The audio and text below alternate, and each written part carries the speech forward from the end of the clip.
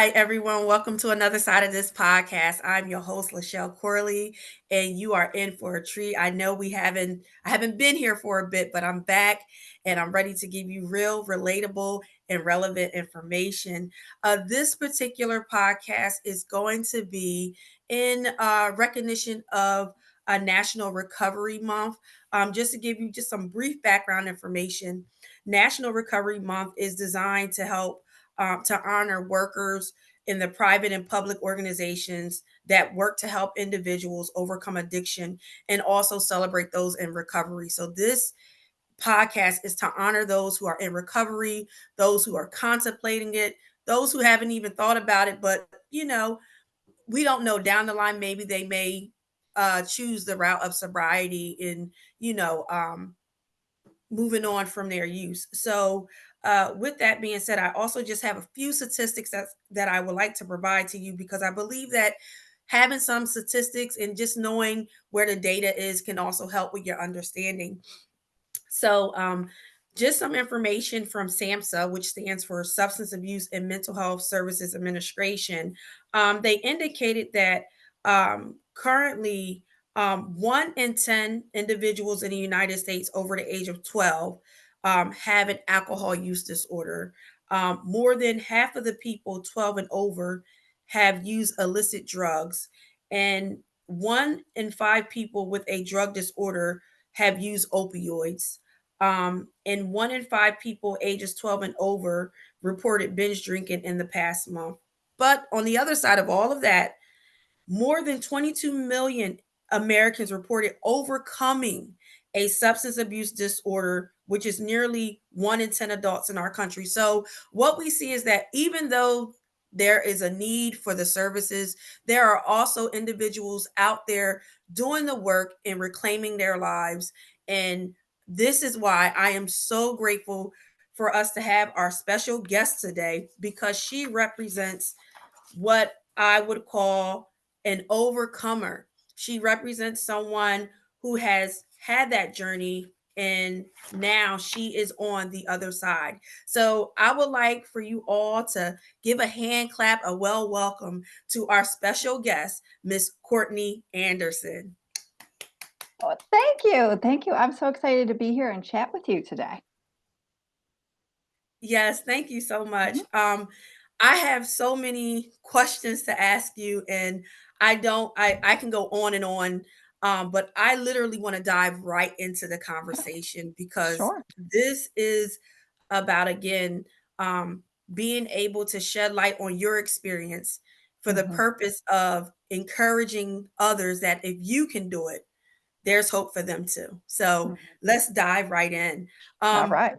so my first question for you is, what was your life like before you started using alcohol? Like before that became a significant part of your life, what was your life like? Well, I really started using alcohol at 19. So before that, I mean, I would probably, with where I was at, in high school, it was not, alcohol was not the case. I smoked weed, right? And, I grew up in a middle class family. I was the youngest out of four. Parents were divorced. My parents divorced at 7. So after 7, it definitely was a split in the family, because as we know, for the most part, those like core memories and that fundamental of a child's development happens those first 7 years, right? But then after the divorce, a lot had happened. So it's like I lived 2 lives in a childhood. But Right. what I was like before I enjoyed soccer until I didn't in high school because I wanted just to hang out with my friends and smoke weed and not like do that anymore. So, but I did enjoy sports. I enjoyed soccer for a lot of my life, and I was shy. And then at 19, I started drinking. Okay. And and so starting from 19 with the drinking, Yeah. um, what did you like about using alcohol and what need did you feel do you believe like that filled for you in your life, the alcohol? Yeah, so it was more of the scene of it because in the suburbs of Detroit, we are, Windsor, Canada is right across the border. So that was like a 20-minute drive from where I lived. And so at 19, that was just something that you did was go over to Canada because you could drink. Mm, Because the drinking age over there is 19. And so I fell in love with the scene.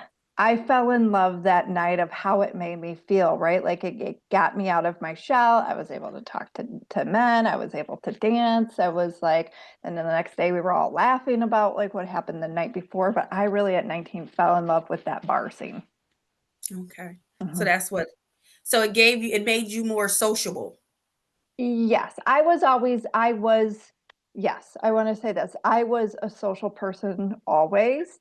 Hmm. However, this brought me more out of my shell. You know what I Okay. mean? I mean, there's a difference. Like you can still be social, like extroverts can still be very much social, but Yeah. there still can be a quietness to them. And I Yeah. feel like that's how I was, especially too when it came to men and interacting with them. I was shy.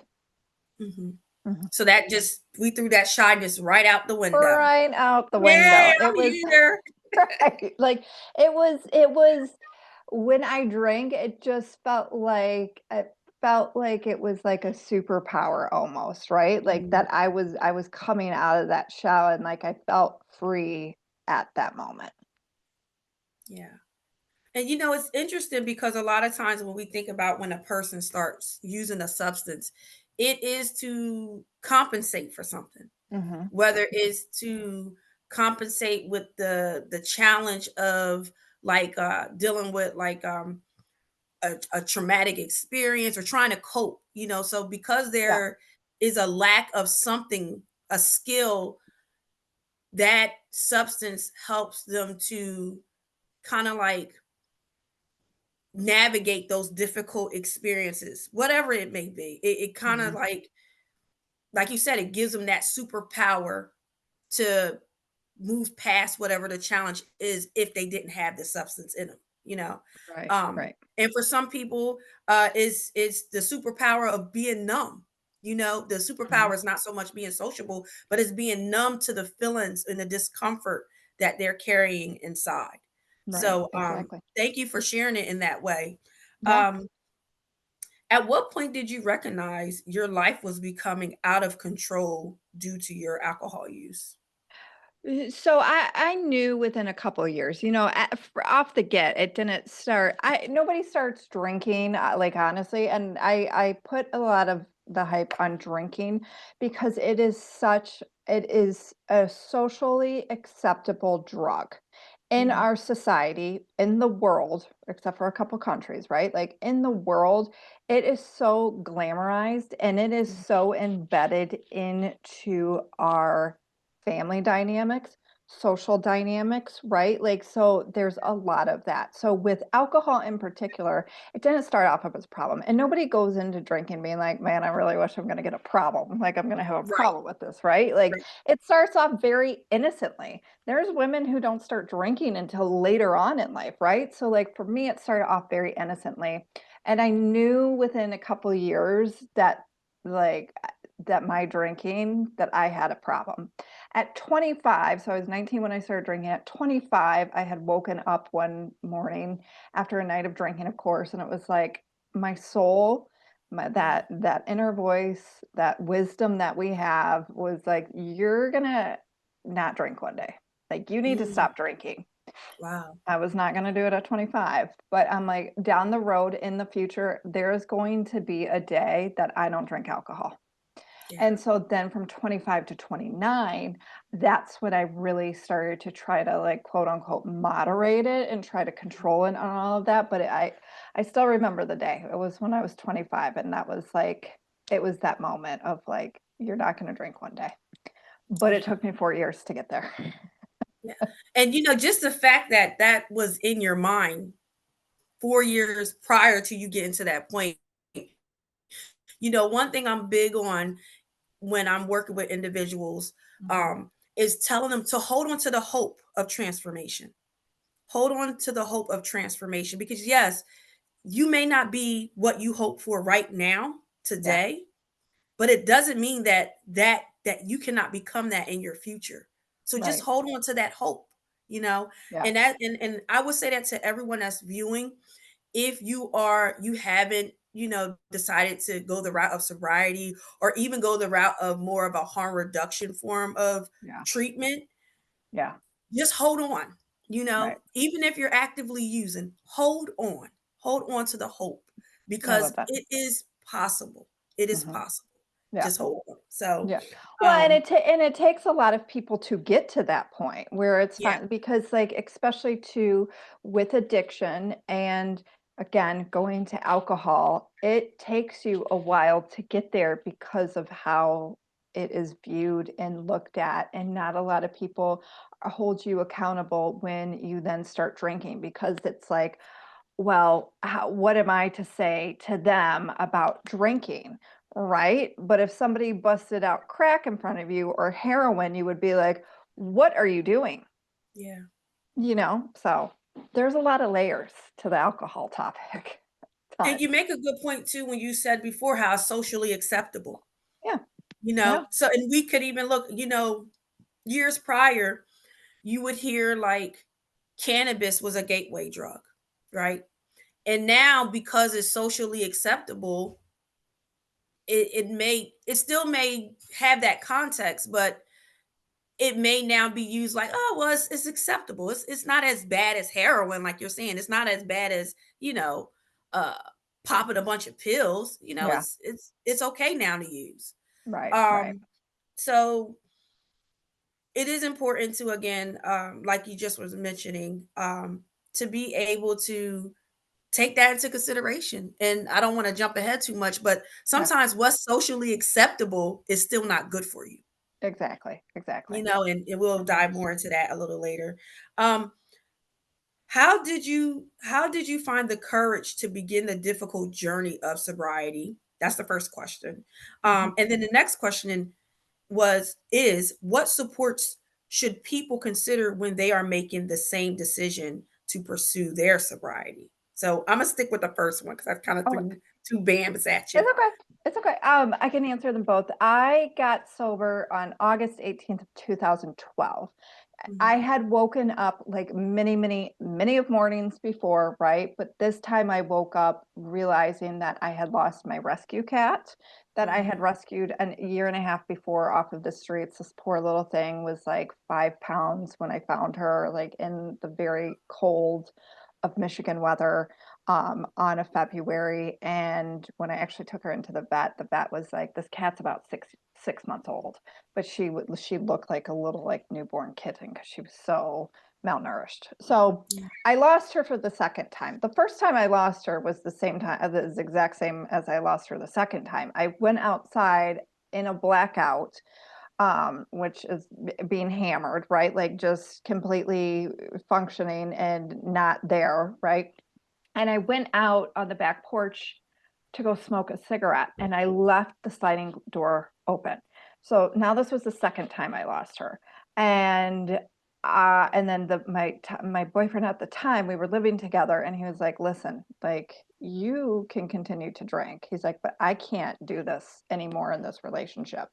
So for 3 days I sat there and was like, here was this opportunity that I've, again, this opportunity of my cat being gone for the second time, and then my then boyfriend's giving me this because nobody else had given me an ultimatum. Now a lot of people are like, with ultimatums, like you got to get sober on your own. In time with some people, you do need that, right? Like it becomes that. But for me at that time, some people really do need that. Like it is one of those situations where it's just like, how do I keep going like this? So in those 3 days, I made a pact with the universe. I said, if I find Fiona, I will stop drinking.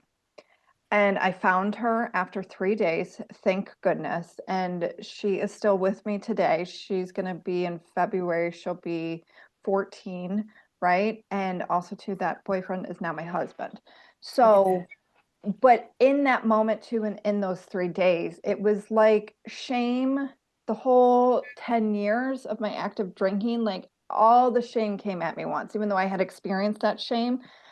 And it came at me once and been like, how much longer can you do this? Because you Mhm. keep trying to change it and nothing's changing.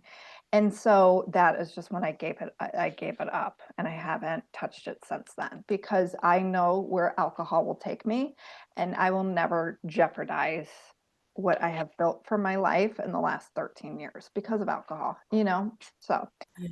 but then also too, to answer your question on, it was what, how people. Yeah. What supports should people consider when they are making the same decision to pursue their sobriety? Right. It is all, I come from a very much of an approach of what's going to work best for you. There's so many options now in 2025 on ways to get sober. Yeah. And I'm not taking anything away from 12 steps, or, some people don't have the option of rehab. I didn't have the option of rehab. That first week I went to AA and I was like, this is too much for me. I wasn't connected with the God at that time. So that talk, when it came about it, I was like, I can't relate to this. And my anxiety was at full still, right? Like, Yeah. so it is very much of, you now need to figure out, and in my book, I write it in that way of, you need to find what's going to work best for you, and that could be talking to a therapist, because there's a lot of therapists now who specialize in addiction, right? That could be going to a 12-step program. That could be hiring a sober coach. That could be hiring a life coach. Like, some people will just white knuckle it for a little bit. I don't suggest that. Support is always key, but there's Yeah. so many options now. I mean, there's different type of, same thing with um, programs, online programs now. So you just really have to do like what's going to work best for you, because what worked for somebody 10, 15, 20, 25 years ago is not maybe going to work for you. Or you tried it and you just didn't vibe with it, and that is okay. But you got to find some type of support to help you along, because doing this alone, it's too hard. There's too Yeah. much to unpack, and there's a lot of shame to it. And people who don't have drinking problems will never understand that anxiety you're going to get around 5 p.m. when the itch comes, right? So, yeah, that's just something that people have to investigate for themselves, for sure. Yeah, I thank you for sharing that, and I'm going to lean into your comments. I'm gonna lean into that a little bit more. When it comes to the different types of drugs, depending on what you're on, it is definitely highly recommend, like what you're saying, like the way people were able to stop using, whatever drug they were on back in the day. You can't do that now. Yeah. There is a lot of medical um um support that you can get. So Yes. especially with drugs like alcohol, opioids, or benzodiazepines like Yes. Xanax and Valium, you definitely want to have some form of professional monitoring, whether it's a doctor, whether you're at a medical detox program, because these withdrawing off of these drugs can lead to fatality.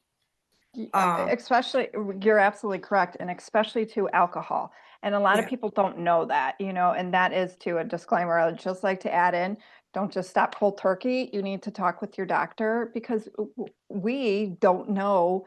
Yeah, I used to lie all the time when I went to the doctor, when they're like, how much alcohol do you drink? I'm like, 2 shots, 2 drinks a week, when it was like 30, right? Like, let's be real here. We're all fibbing in that doctor's office. But yeah, you definitely got to talk with your doctor about withdrawal. yeah. And I mean, other in regards to like other treatment options, like you said, you have the NA, the AA. Mhm. There's also harm reduction options. Yep. And for those who may not know, harm reduction options are basically um medical practices where you are provided with a legal way of managing that drug in a way that it has less negative effects or consequences. So, for Yes. example, if a person use a syringe to use heroin, there are programs called needle exchange programs where they Mhm. will provide you with a clean syringe, so that way you're not sharing a used syringe and possibly contracting some type of disease such as HIV Mhm. hepatitis, etc. Like you're not spreading a disease by sharing the syringe. So Right. they will provide you with the syringe. This Yeah. model is also important because it meets people where they are. Everyone is not willing to stop what they're doing. And Yeah. it takes time. Like I appreciate what you said. You knew 4 years prior that you were going to eventually stop, Mhm. but there are some people they don't get that notification, Mm-mm. and so if they can have a safer option, a safer alternative to what they're doing, that can also help to preserve their life and reduce again the chances of spreading disease. In regards to another form of harm reduction, you have the medicated assisted treatment. And so that looks like medications such as Suboxone, Mhm. Naloxone. Mhm. And these are medications that, again, they are um, what are known as like antagonists, where they help to block the urge and the Yeah. cravings to use these type of drugs and help the body function in a more normal way with using Mhm. these form of drugs. It's and they're not drugs; they're medications. It's treatment. Yes. Right. Um, the other thing that I do appreciate, I'm just going to add this, is I think it's important, especially when you're having, if you know a relative or you have friends that are using drugs, especially opioids or heroin, things of that nature. It would be beneficial to be trained with learning how to use Narcan. Yes.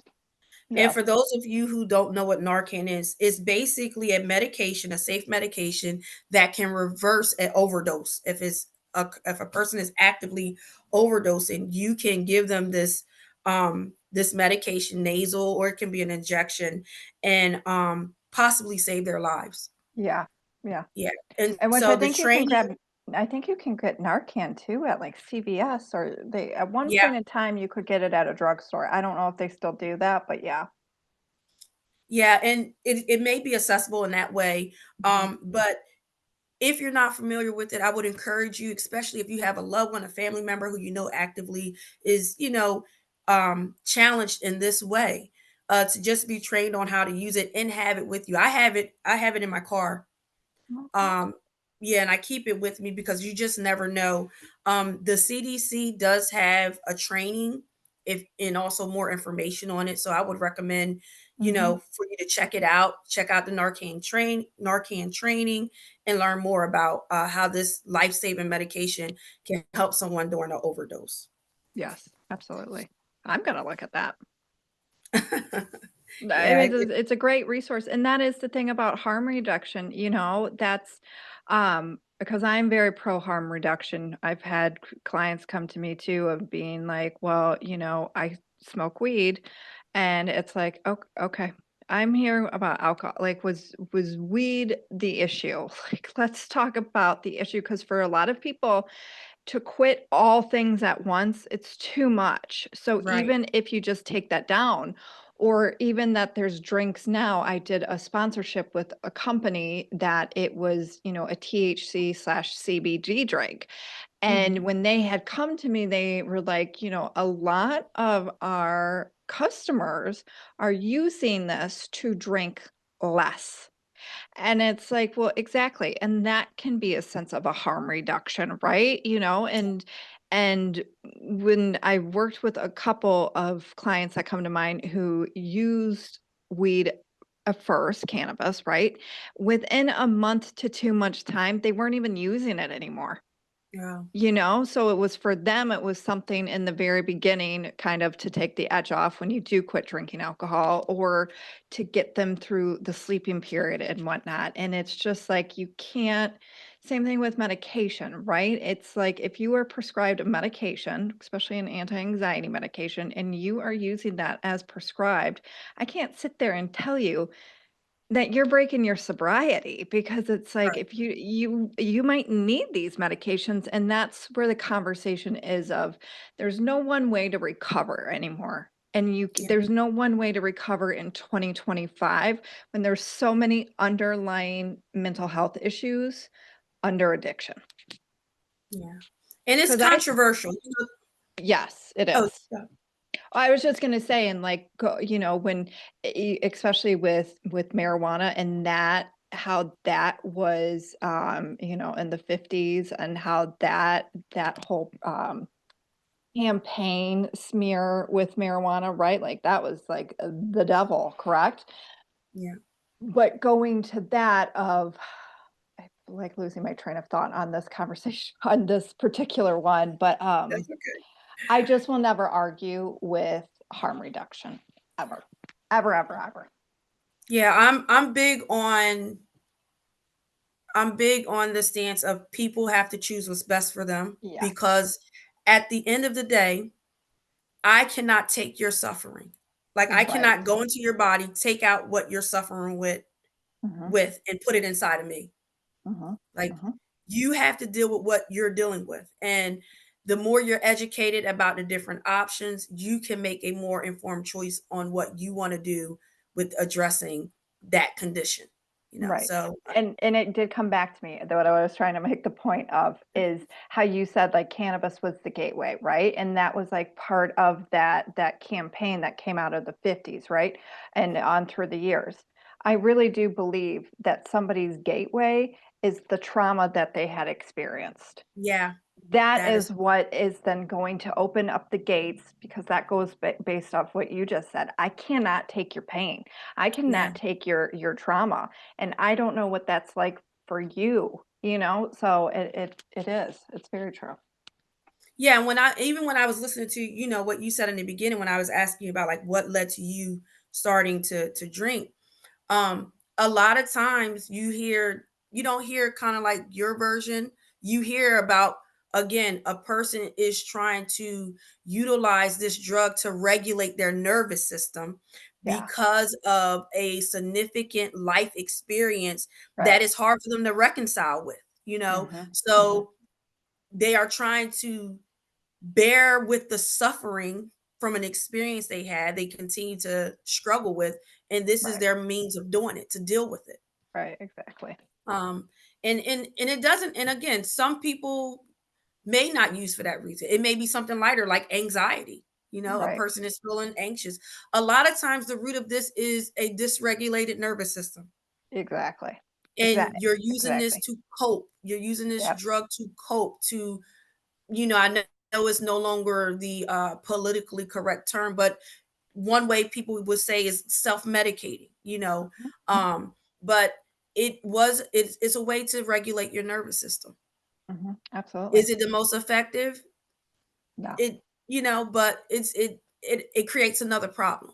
It creates Exactly. another Right. problem. Yeah. Right. Right. So, um, what was it like to go from numbing yourself with alcohol to now having to actively create intentional structure in your day?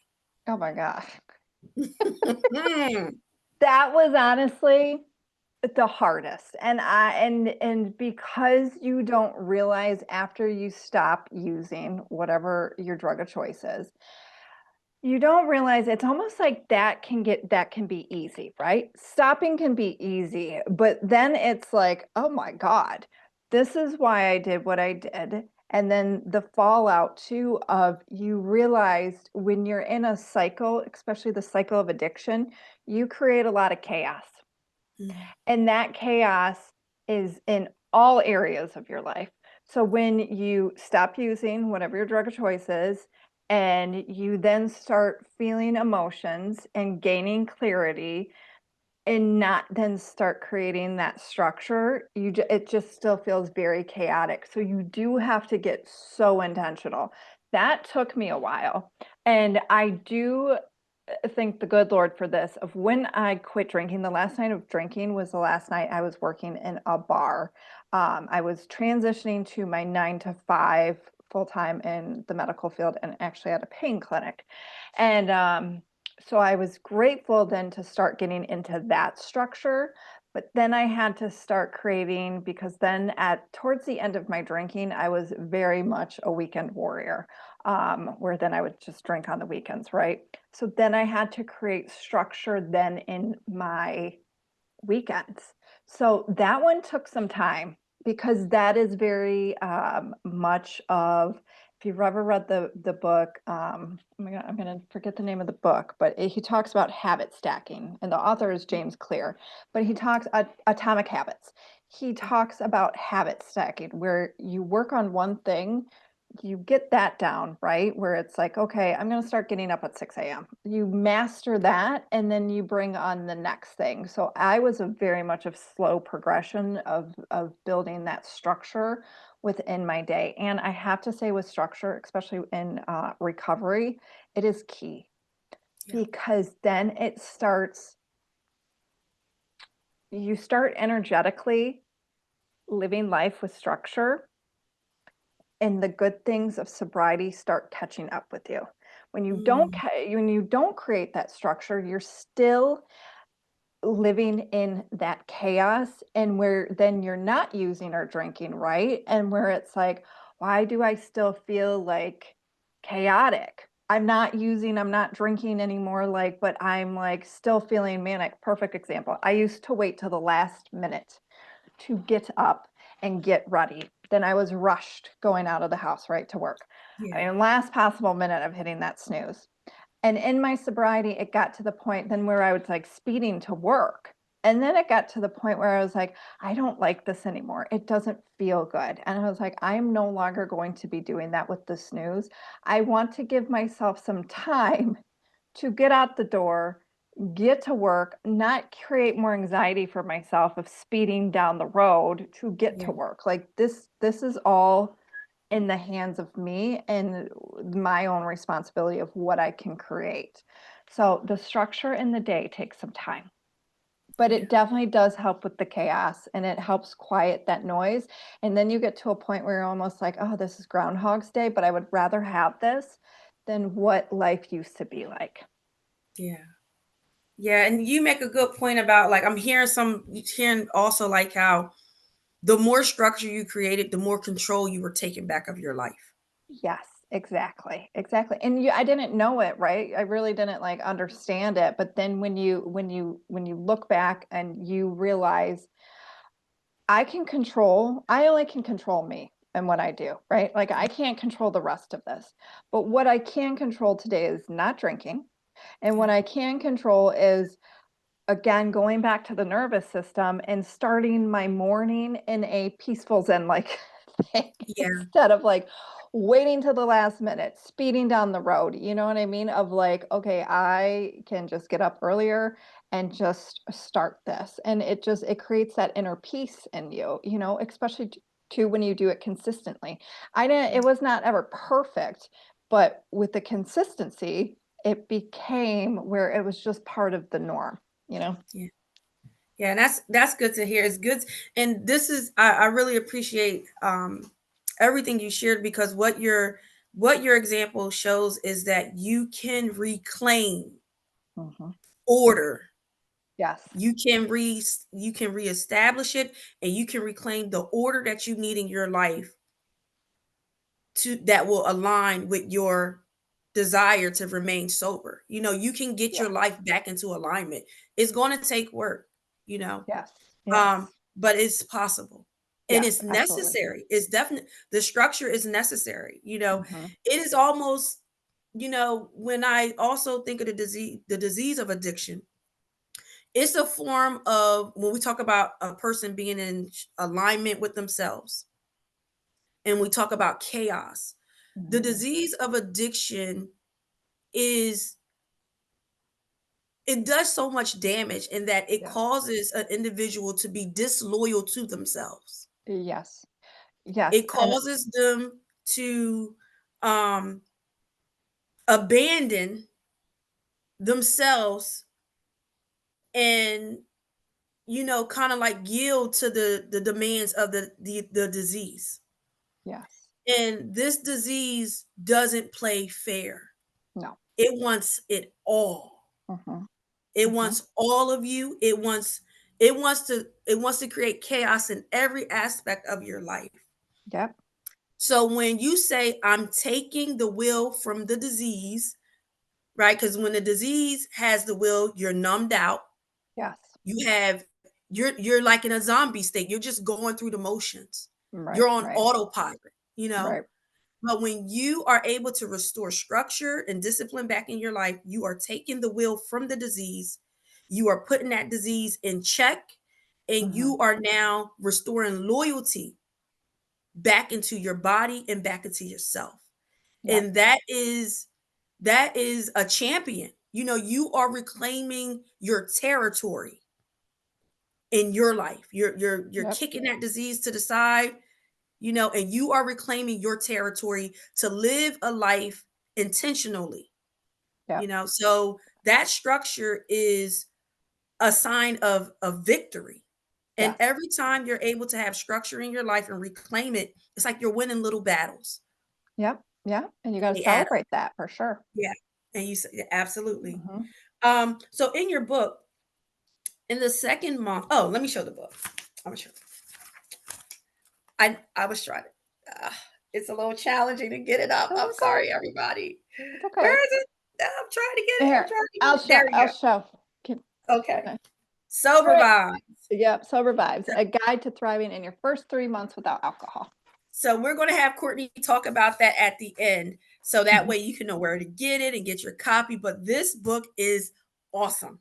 Thank you. It's really good, and I would say even if you are not in recovery for a substance, this Mhm. is just has great principles for like getting your Mhm. life in order. Thank you. Thank you. I love Yeah. that. So um everyday living, whether you're dealing with the condition that is substance related or not, it can really help you get things in order. So Mhm. in your second month, you mentioned grief and transference addiction. Could you elaborate on that? Like how grief surfaces, and how grief is played out in this process, and how transference addiction is played out in this process? Yeah, so the grief aspect of it is, and too, I just want to say for the book, if it wasn't alcohol, even if you had an addiction to another substance, but this book still will help. Just Yeah. insert that substance when I talk about alcohol in it. But when it comes to the grief process, what a lot of people don't realize that they go through is that you do have to grieve your old drinking self. There's a lot that you believed because of the delusion that you lived in. Because Yeah. when you're under the influence of whatever it is that is your drug of choice, you are under the influence and you do not have the clarity. You then get this false sense of reality, and you also take on false identities, Yeah. such as I was quote unquote the party girl. And that is what I took on. And, people did have a great time with me up until midnight when I turned into a gremlin. And it was like nobody wanted to deal with me, right? So then it was like, well, who's Courtney going to be if she's not this? If she's not Yeah. providing this to her friend circle and not acting like this each week, who is she going to be? What value is she bringing, right? So in that process, you do go through a grieving process with alcohol too, because you get into a relationship with these drugs.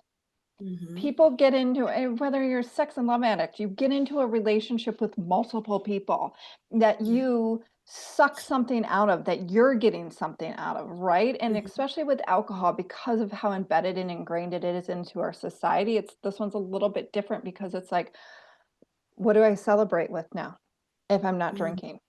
Yeah. How am I going to get married? How am I going to have sex? Yeah. How am I going to go travel to Italy in 3 years when my brother is getting married? Meanwhile, my brother isn't even engaged. Like, what am I talking about? You know what I mean? But that's where your brain goes, Yeah. because it was like your best friend, So you really do go through that. What is it? 5 stages of grief. You go Right. through that. You start to bargain with yourself. You get sad about it. You get angry when you're at Target and you see a little shirt that says, like, it's wine o'clock somewhere, like, because these people are marketing to specifically women. You know what I mean? Because it's a system that is designed to keep you sick. And Mm. that is the thing, big, big.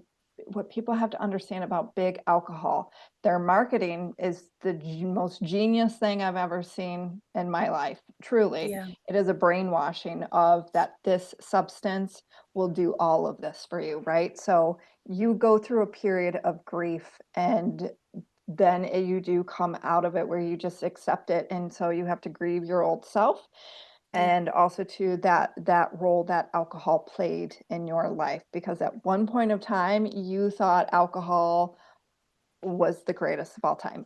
You get into a toxic relationship with alcohol. It's one of those situations where it's like, you're better off without it, but then you keep inviting it in. And then it's like, let's break up. And then you keep inviting it in. And it goes back and forth with that for a very long time. So yeah, so the grief, you got to feel it. And I didn't understand what it was until when I got sober. 6 weeks into that, my grandmother passed away. And then there would be days that first year where I was crying. I was like, but I'm not crying about my grandma. Like, I'm not, she lived a great Wow. life. Anyone who passes away after 80, I'm like, you had a great life. You know what I mean? Like, it was time for you to go home. So, but it's just, and that's when I was like, oh, because I'm sad about who I used to be. You know what I mean? Like, I sometimes miss her. And you'll sometimes too, in this process of recovery, you sometimes will miss alcohol. But just because you miss something, it doesn't mean that you're immediately going to invite it back into your life. Right.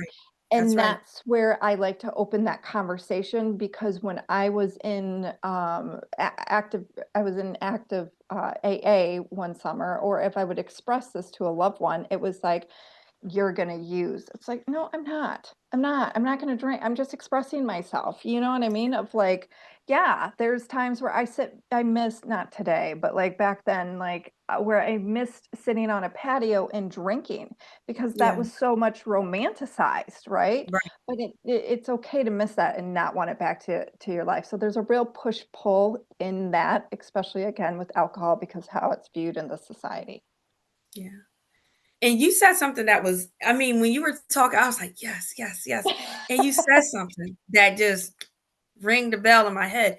Under the influence, Mm-hmm. Mm-hmm. right?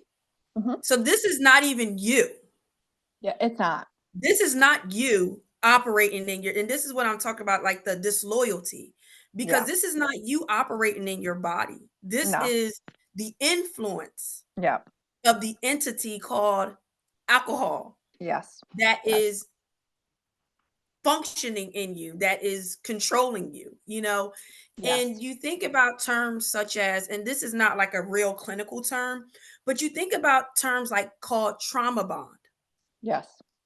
And when you talk about alcohol and you talk about people's trauma and you Mm-hmm. talk about a relationship, Mm-hmm. you know, this substance is something that people bond to, 1000%. Yep. bond to again cope with these adverse experiences, and again Mm-hmm. to try to regulate their nervous system because of the impact of those experiences. Mm-hmm. So that's a breakup, when Mm-hmm. you decide that, okay, hey, I gotta let you go. Yeah. We stuck it through as much as we could, and Mm-hmm. things ain't getting better with you. I gotta let you go. It's not you, it's me. Right. Well, and that's the thing. Everybody can understand having a toxic relationship with a human being, whether it's your Right. mother, your father, a sibling, a Hmm. cousin, a best friend, a period in your life, or a boyfriend, girlfriend, a partner. Like, everybody has had a relationship that where you're like, this isn't good. Like, Right. where this one person is taking and Right. not giving anything in return. That is alcohol. So Yes. it takes everything from you and gives you nothing in return, and will leave you Right. high and dry, and will continue to leave you high and dry. But you're so right about trauma bond. You bond with that substance. You bond with it. Mhm, Absolutely. So mhm. this is now we transfer to the other question about transference addiction Yes, and yes. how that shows up. Yeah. What are your how does that show? How have you experienced that? So in the beginning, this is what I have learned. So I've been sober 13 years, and I didn't Mhm. get into the coaching of it until 6 years, but this is what I have learned and throughout the years. And usually when there's one addiction, there is two to three more. Yeah. So you got usually 2 to 3. Um, with women, especially, because this is not talked about enough, a lot of women usually have an issue with food before they have an issue with alcohol. Mm. And because those are so very similar with the patterns of addiction, and even too, where it's like, okay, on Monday I'm going to start better. What, right? You know, and especially too for so many generations that have been programmed to, you know, feel like they need to be bone thin. So the diet culture has been wreaked havoc on so many of us up until, you know, really the last 10 years. Um, so if you've had a problem with food first, usually alcohol will come next. And for me, that was the case. And also too, at the time of drinking, I smoked. I smoked for God, 10 something, 10, 15 years, maybe 12 years.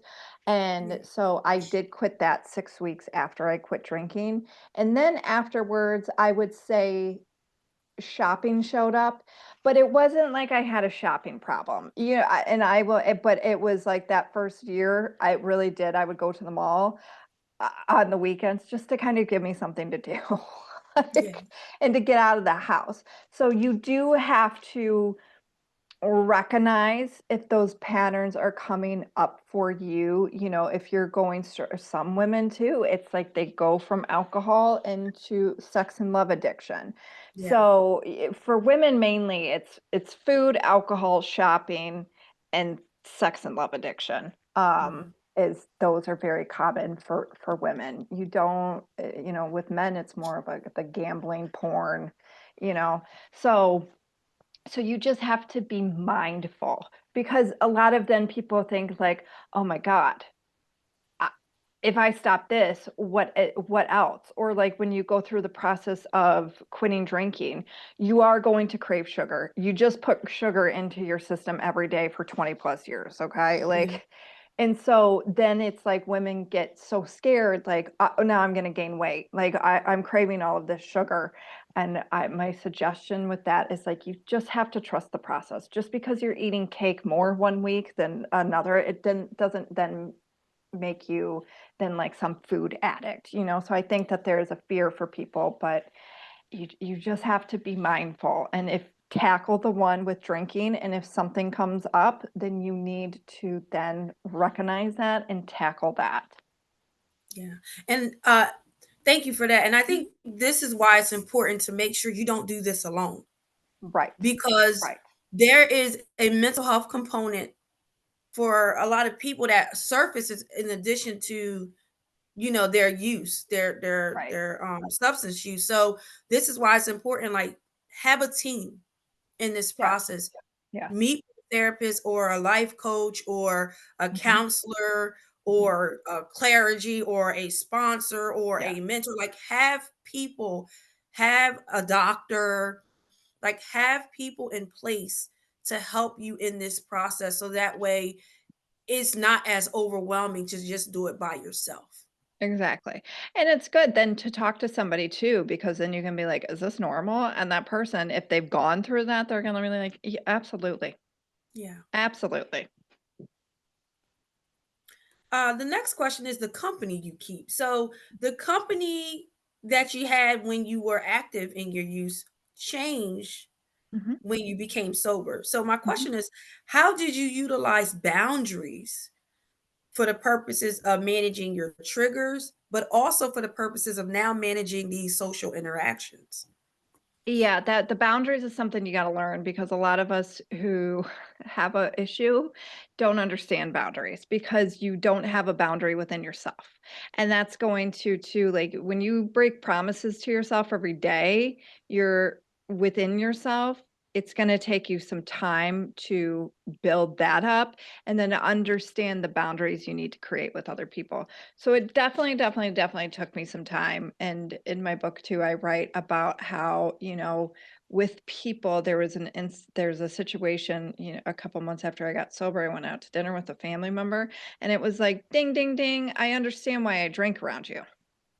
I understand why I drink so heavy around you Mm, because of where this stuff always goes. yeah. And when I left that dinner and I had that moment, I'm like, "Oh my god." And that was one of those situations where it was like, this is now a boundary I'm gonna have to, like, figure out, you know? And you have to navigate the boundaries with people yourself, you know? It's like sometimes too, if you're talking to your mother every day for an hour on the phone and it's literally draining your energy, I use a mom as an example, so you could use insert whoever you want, but, like, and it's draining your energy, right? Like, and then where you leave a situation where you feel worse about yourself than it started, then Yes. now you need to start not talking to her on a daily basis or limit that hour to 20 minutes, right? Mhm. So, like, it was little situations like that, not with my mother, but, like, little situations of where people, because people will trigger you, that I Mhm. had to learn how to interact, and I just have to say it's the natural, almost law, like the, order of life. When you have a life change, whether you become a parent, you have somebody who passes away, a move, right? A job situation, your life is going to change. And you are not then because you change as a person. And the people who have stuck around with you, are not always going to go with you. You're not a person you might have befriended when you were 15, you might be looking at them now at 35 and like, "How am I still friends with you? Because if I met you today, I would hate you." Like, do you If know what I I met you today, I would hate you. yeah, but you know what I mean? Like, I would just That's the like sign. right, like, I would like you we have nothing in common, but what we have in common is because we met each other at 15, like, I'm Right. just saying it's the natural way of life that you are gonna grow, and when you decide to get sober and start recovering, you change, and could be in big ways or just little subtle shifts where it's like, I'm not going to put up with this anymore, right? Like, and I have to make those boundaries. The boundary thing though is, and I will say this is, that is one where it's a practice.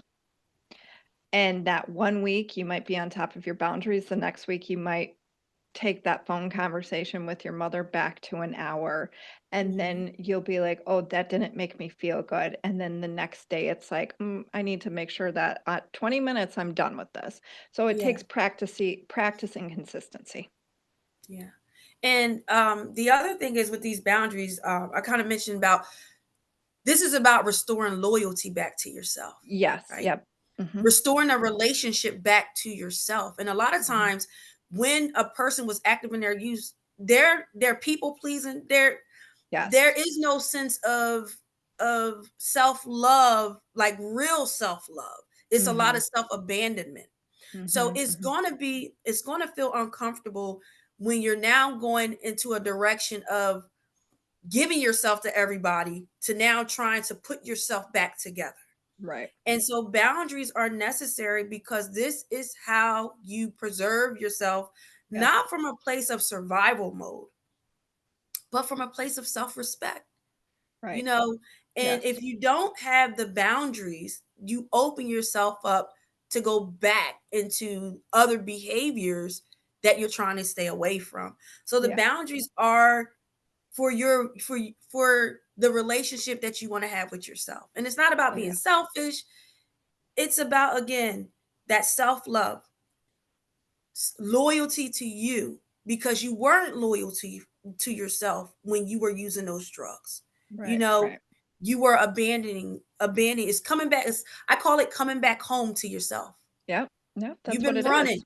you've been Mhm. running from yourself. Mhm. Now you're coming back home, and it's Yes. going to take time to get comfortable. You're also changing your nervous system. Exactly. Your Exactly. nervous system ran at a different temperament when you were Yep. using drugs. It's going to change now. Yeah. So, Well, and that's the same with being yeah, around people. Like your nervous system isn't in sobriety. Your nervous system is not going to be able to handle some of these people. Like, and that's just the case because too, a lot of people who enter in recovery, you are at a very higher um what to say vibration in this, and what I mean, it's not judgmental, it's because you are so highly sensitive, because Yeah. you are finally not numbing out and you're feeling everything, so you are very sensitive to people, and especially too if you're an empath already, it's just some people you are just not going to vibe with going forward because your nervous system cannot handle it, because some people are a Yeah. lot, and especially too if they're in active addiction. You're just gonna be like, "We are not on the same page," and that is one of the things where it's like, do you want that person around, you or not? 'Cause people are very triggering. That is a very one of the biggest things. People are triggered by people. Yeah. Mhm. And it's also about the boundary is also about helping you to honor your capacity, Yep, honoring your yep. capacity to deal with certain things, especially if you're early in your journey. Mhm, Um, mhm, the next question is, I love how you mentioned in your book that sobriety is not a punishment. mhm, mhm. In what ways can a person live their best life sober?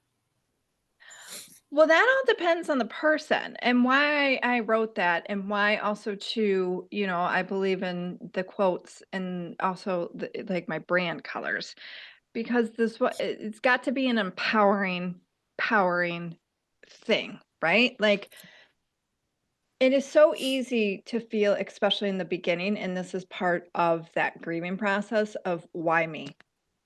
Why can't I go out and be able to have 1 or 2 drinks and be normal? And it very feels like deprivation and the Yeah. punishment, right? But if you look at it, and this is where so much of sobriety is a mindset shift, that you have to look at it of like, well, no, I'm giving up this very toxic thing in my life that has cost me a lot. Yeah. Even if you haven't had a huge rock bottom, because a lot of people like to then put themselves up here to be like, well, I'm not like that. Right. And the thing is, with alcohol use disorder, it's now talked about of a spectrum. So Yeah. there is a spectrum when it comes to addiction. That's Yeah. straight up. Alcohol is one of the most addicting substances on planet Earth. Yes. And it doesn't matter what your rock bottom was, it's the fact of that, how's it make you feel? Especially with women on how we get older. It is perimenopause and menopause is not on our side. It's not fun for 15 years, right? And when you place alcohol with women with that, it's a Yeah. disaster. So you have to look at like what you're really giving up. And what you're really giving up is pure hell. I mean, it's not like you didn't get the golden ticket when you and alcohol became in a relationship. Yeah. It was very quite the opposite. So it's like, well, no. If I give this, it can't get worse than this, right? Like I can only go up from here, no matter what end of the spectrum you are on. When you give up something that dulls you completely and actually keeps you very stuck and small. If you talk to anybody, especially somebody who has, I mean, I know when somebody gives up their drug of choice, Hmm. the complete 180 that happens in their life, I mean, there are millions that it's proof of when I gave this up, Yeah. my life became better.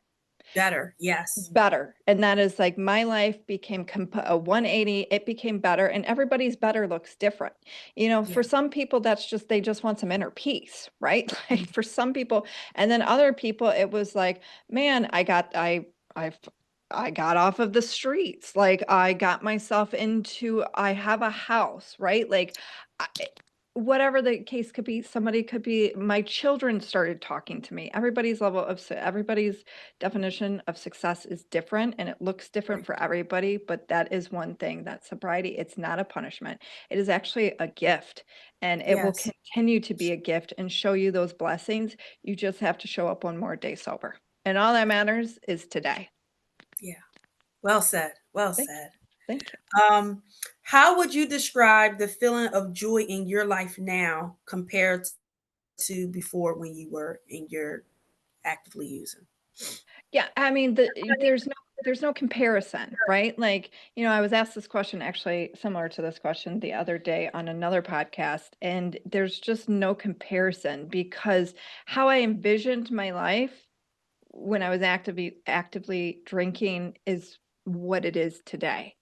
But I wouldn't have gotten here if I was still drinking. It was one choice, and then a series of small choices throughout the years, but that one choice I had to make over and over and over, that has brought me up to 13 years of sobriety, and that's don't drink today.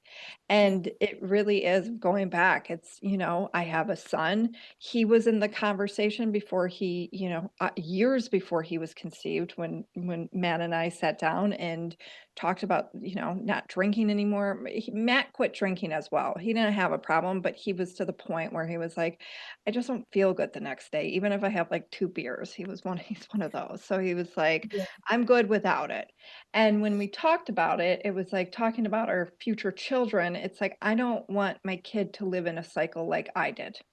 I don't want my kid to to ever have the thought of drinking alcohol is more important to my mom than I am. Yeah. Yeah. So it's like and it makes me emotional because I have a 4-year-old little boy who's never going to experience that ever. And like, thank goodness. Yeah. Thank goodness. Yeah. So the joy comes out in these tears because I was a person who did not want to be alive, you Yeah. know? So it's not, and like now it's like, I'm just grateful to be here each day and to be here and talking to you, and that I'm not in that cycle anymore, because it's awful. Yeah. Yeah. It's a form of bondage. Yes. Yes. And to be liberated again, to be back in alignment with your Yep. body, for Yep. you to be the one controlling the will of your body and of your life, and not being again dominated by a substance, is it is a great reward, Mhm. and Mhm. it is the great hope for every person who is battling this condition. Mhm. Yes, absolutely.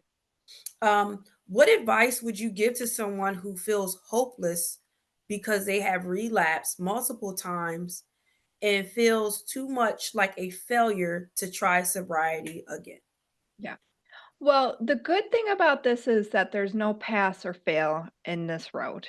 You Yeah. know, if you are feeling hopeless, you have to understand that you are a human being having a human experience.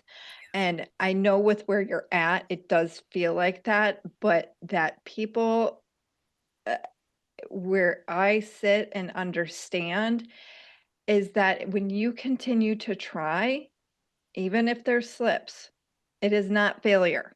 It is still success, because it's very easy to be like, well, I don't have a year sober.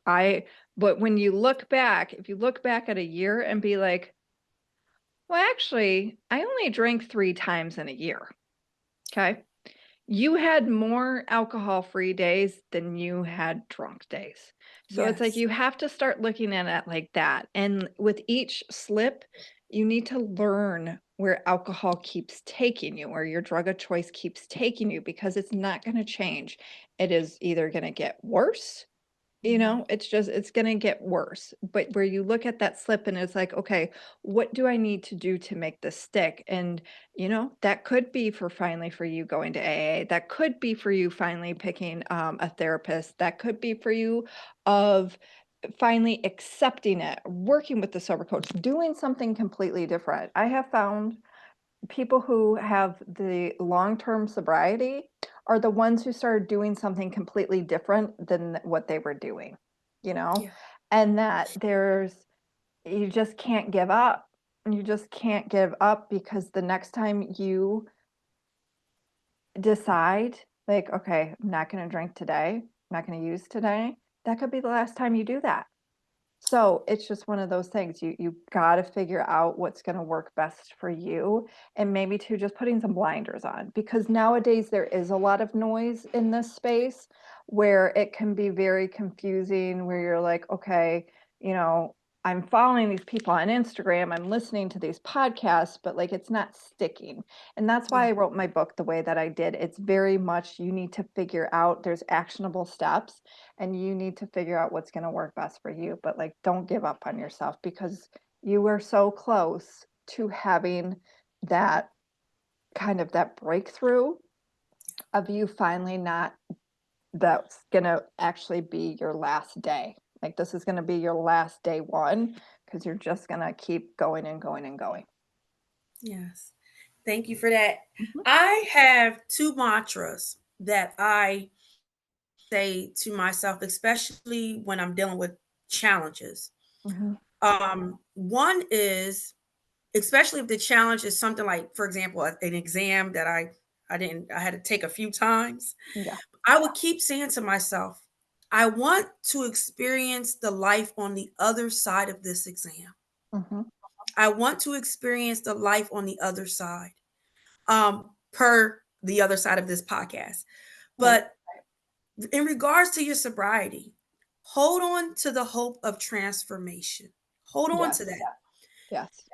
Say to yourself, I want to experience the life on the other side of this drug that I'm using, Right. right? Right. I want to experience the life, a sober life, even Mhm. if you're not experiencing that. Or I want to experience a life where I'm using something that's less harmful, taking a Right. step in that direction. But there is another side. And you said it again perfectly. A lot of times is on the other side is the opposite of what you're doing. And that's Yes. challenging. Yes. And this is why having a support system is necessary, because when you're doing something like revolutionary, like Mhm. I'm not using no more, and especially if Right. you've been using for a long time, like that is a big mountain to conquer, you know. And again, having support can help you in that journey. Another mantra that I have is I don't settle where I don't fit. I like that. I don't settle where I don't fit. I like that. And being able to sit back and you said it, like look at the patterns. Mhm. Mhm. Why do I keep going back to this? Do I even fit? I Right. keep using this to Right. fit, to cause me to fit in a mindset, or to fit in a state of numbness, but it's not really producing the results that I really need. I just keep doing it Mhm. out of being conditioned to do it, Right. you know? So again, hold on to the hope of transformation. It doesn't matter if you relapse 1,000 times. Hold Yeah. on to the hope of transformation. Yeah. Okay. Yeah. The last question. We're at the last question. Mhm. Please share with the audience about your services and how they can connect with you. Yeah, for sure. I do sober coaching mainly for women, one-on-one, or I do have a community where there is, meetings in there as well. My Sobriety Circle, it's called, and monthly meetings. I usually have a theme in there. I'm very, very big on how my coaching is designed of accountability and support. Accountability, especially in this space, is huge, and then again to working on your nervous system and all of that, and really because this is so personal to everybody. I'm huge on like, let's work with your personality, because again it comes into, I worked with a woman and she was like, I don't like journaling, but she was a painter. Okay, I said, great, so we're not going to do journal prompts, but you're going to paint out your frustration, you're going to paint out how you feel, right? You know what I mean? And she likes sketching too.